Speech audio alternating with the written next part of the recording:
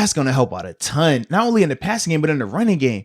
We saw some of the holes that Benny Snell had, and shout out to Benny, man. We talked about we talked about going into last year, man, that, hey, he would need to change that body, right? Lose some of that weight. He did a great job in terms of losing. I think they set up to 13 pounds. Yeah, you could definitely tell. He looked twitchy. He looked like the more explosive back. Even when James was healthy, he just looked more explosive, ran with just fresher legs than James Conner. And I thought that's why even when James wasn't, I mean, because watching it on tape, you can see James gets hurt in like the middle of the second quarter. And then he tries to stay in there, but he's just hobbled. He's not the same. But I just felt overall that James' legs just didn't look like they had the same type of power that Benny had. No. Like Benny was running with just bad intentions, man. He was trying to finish runs, man, run through you, run around. He just looked explosive. Yeah, you could make the argument with Connor that the line wasn't doing too hot for him. But whenever Benny came in, there were times that the line wasn't doing well for him, and he was able to make it happen. He was able to somehow get 3, 4, 5 extra yards out of it after the first contact. Whereas James, you just didn't see that. You're right. Just the eye test that was there. Benny was the better back. Now, there were more holes for Benny overall throughout his day. I mean, he was in there for most of the time, though. He got the 19 attempts. That's going to happen. But, man, I just think overall, he's the better back right now. Do you want to get into that topic? Or I didn't think it really was a topic. I thought it was, because it's the thing right now. We got two things. So, first, you can go with the whole narrative of James Conner being hurt, and they said that it's not serious ankle injury. Could be a week, could be 2 weeks. Who really knows with that?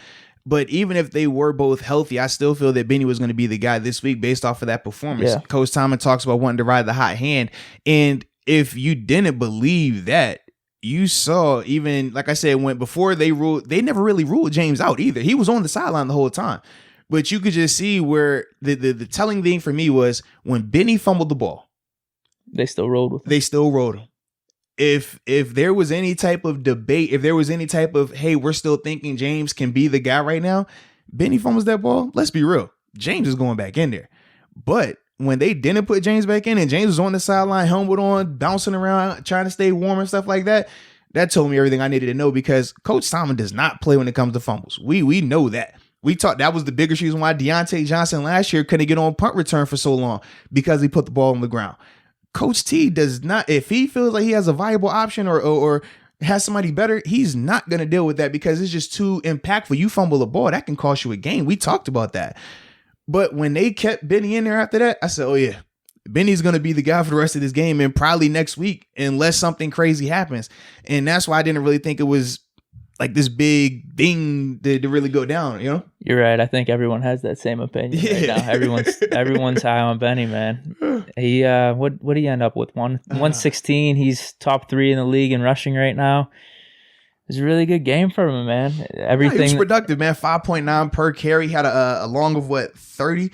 Yeah, he looked good, man. Helped close out the game too. Yeah, like he was getting some runs in there, trying to chew the clock and everything. So that was awesome from him. It was just it was good to see. It's just crazy and interesting how the whole offseason we literally are talking about Connor. Could he be a top 10 guy? Mm-hmm. Is he going to be the bell cow for the Steelers? Tomlin says he's the bell cow. Mm-hmm. And then literally in one game, Connor gets hurt a little bit, and then Snell does good. Now a quarter. It was a quarter. Second quarter, Benny started coming in and making plays. We're like, hey. Now Snell's the guy. Now we're all rolling with Snell. It's I think one, nature of football, nature of business, but also just fans too. Like just whoever's doing good. No one cares. We're just going to be fans of whoever. When you think of how the past couple of years have played out for James, that plays into it as well.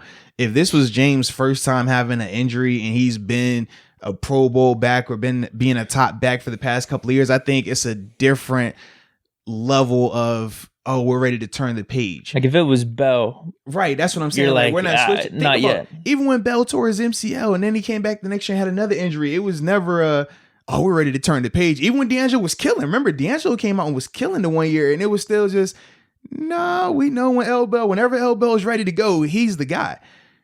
That's not the case right now with James because he hasn't built up that good credit in terms of multiple years, multiple crazy performances. And I think that's why we're seeing Steeler Nation and obviously the team as well react the way they did with him going down and then Benny having a performance and knowing that this coming game that Benny's going to be the guy again. It's not an indictment on James, but I just think that that's just the nature of the business right now. And for me, I'm not gonna lie, I was more impressed with Benny than I was pretty much with any. I felt like Ben I was really impressed with, but more so Benny than any of the other guys who have great performance. Obviously, the receivers and stuff. Receivers, Because okay. we talked about the receivers were supposed to dominate that matchup. We said that. We said that they, outside of Jabril Peppers, they did not have a corner on that roster, especially their starting corners, that can hang with these receivers or these tight ends. And then when you start to see them have to bring in their third, because they would rotate the corners. It wasn't like how we have Joe and Steven. They just stay out there the whole time. No, on the James Washington touchdown. No. Yeah, the James Washington touchdown, they have a different set of corners in there. And then on Juju's last touchdown, they have a different set of corners in there. That's a matchup they were supposed to dominate. I was impressed with Benny Snell, though, because we said that our O-line, especially with the new bodies in there, it was going to be and you could see it at times. You could definitely see it at times. There were times that he did have holes, but he took advantage of it. You could definitely see that. But other times when there wasn't everything completely there, he made shit happen. He really did. And for me, I'm more impressed when you can dominate versus that team's strength versus you dominating versus that team's weakness. You're supposed to dominate their weakness. Our passing game was supposed to look like that.